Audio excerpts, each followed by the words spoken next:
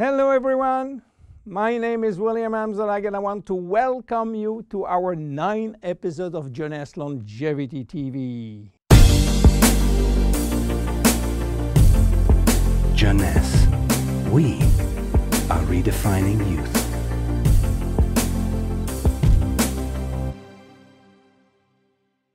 Obesity, or should I say globesity. Today, obesity is a worldwide epidemic disease. There is an outrageous eruption of a worldwide obesity even in the countries where not so long ago famine was the #1 health issue. The fatness of the world is changing rapidly, and this is very disturbing because it's going out of proportion and nobody can get any control of this new epidemic. Many children become obese and then become obese adults. The diseases associated with obesity, such as heart disease, cancer, and especially diabetes, will explode. That will mean a lot of sick people all over the world. The cost in terms of death, diseases, and money spending is just astronomical. Think about today. There is in the world about 3 billion people overweight and 800 million real obese. The cost of obesity in the United States is about 150 billion per year, which is 10% of the total US medical cost. So what is the difference between overweight and obese?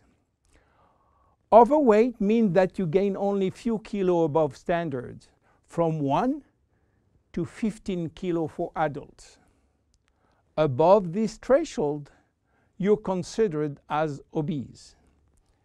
If you wish to get more detailed information, then you have to calculate your BMI, which means your body mass index, by using the following formula: your weight in kilo divided by your height in square meters.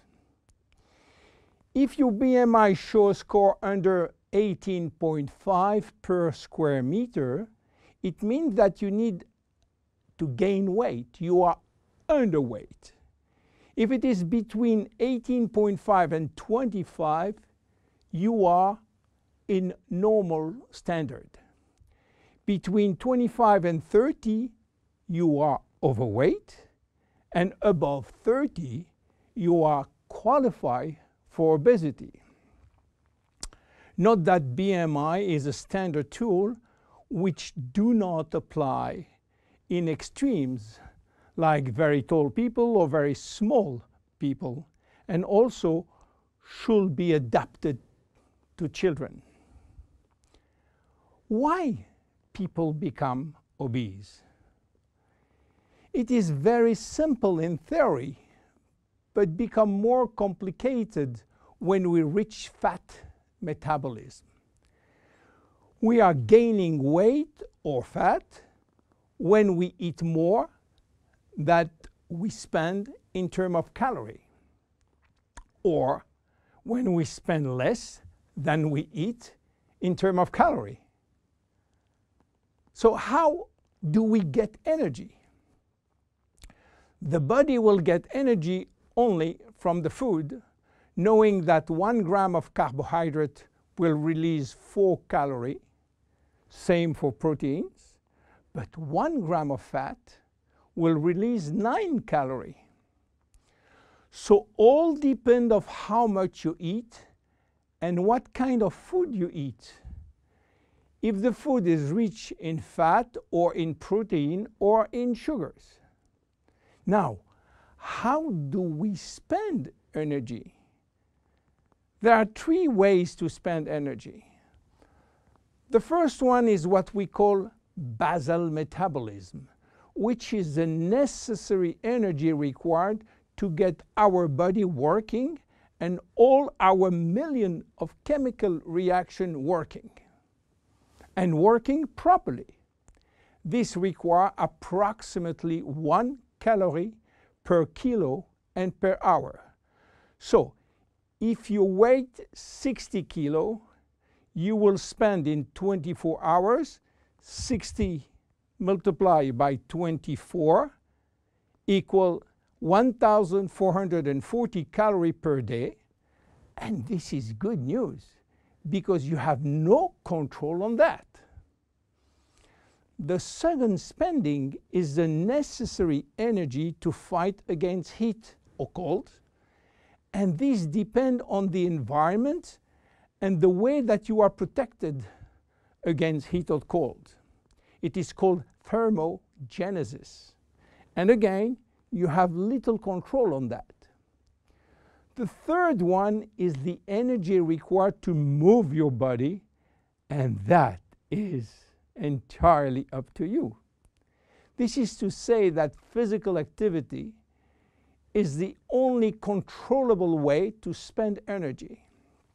We will see later that this very simple way of gaining or losing weight is influenced by many, many other factors, and especially the control of fat metabolism by a sophisticated group of hormones. So why such epidemic? To understand, we have to go back 20,000 years ago. As surprising that it can be, our genes have not changed for the last 20,000 years. At this time, life for humans was quite difficult. In fact, life was based on food availability, and food was really available only during spring and summer. The rest of the time, no food, almost famine. Our genes has to adapt and to work in accordance with this alternance of abundance and famine, and they create a kind of energy storage. The fat cell was born. This cell has the capacity to store all kinds of energy derived from fat, from carbohydrates, and even proteins. It can increase 50-fold its size and retain energy in the form of triglycerides. Because of uncertainty of food availability, our genes were oriented toward the saving mode, which means that every time we eat, all the energy coming from the food was oriented in the storage facility. What happened 20,000 years later? Our genes are still oriented towards saving mode, but there is no more famine. On the contrary, the new society offers an extreme abundance of food rich in calories, and that all over the year. And guess what happened? Everything is going first in storage. And once in storage, it is very difficult to get out. You understand now why it is very difficult today not to gain weight or fat. But there is another factor. 20,000 years ago, in order to bring food at home, men were hunting, fishing, or climbing trees to get fruits. And that was a huge energy spending mode. Today, with the new technology created for lifting heavy items or escalator or elevator, we reduce drastically our energy spending. You understand now why it is so easy to gain weight or fat. What are the consequences of obesity in terms of health and longevity? To make a long story short, it is a disaster. Being and staying obese will lead to a long list of chronic diseases, including cardiovascular disease, diabetes, cancer, metabolic syndrome, and consequently a drastic shortening of life. That will not account for the uncomfortable physical, emotional, and mental consequences of being heavy for ourselves and for our relationship. In terms of aging, obesity is shortening telomeres, increasing DNA damage, and reducing stem cell pool. So what to do for reducing obesity? Obviously, it is quite difficult considering the worldwide effort of the medical community with so small results. Health authorities are repeatedly organizing campaigns to inform people about the consequences of eating too much sugar or fat or the lack of exercise.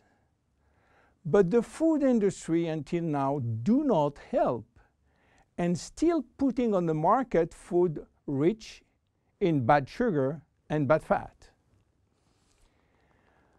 The first step is to be convinced that improving your lifestyle, which means improving your nutrition, your physical activity, managing your stress and your emotion, in order to stop impulsive eating, will be a very good action to preserve your life and your longevity. The second step will be to use specific food supplements to help managing your fat metabolism and rebuild the muscles that you lose when lacking exercise. This is why Jeunesse decided to create a new line of product specially designed to counteract craving, to help fat metabolism, and to reduce muscle loss. Be with us in our next episode dedicated to the Zen Body line. My name is William Amzalag, and I will see you on our next episode. Thank you.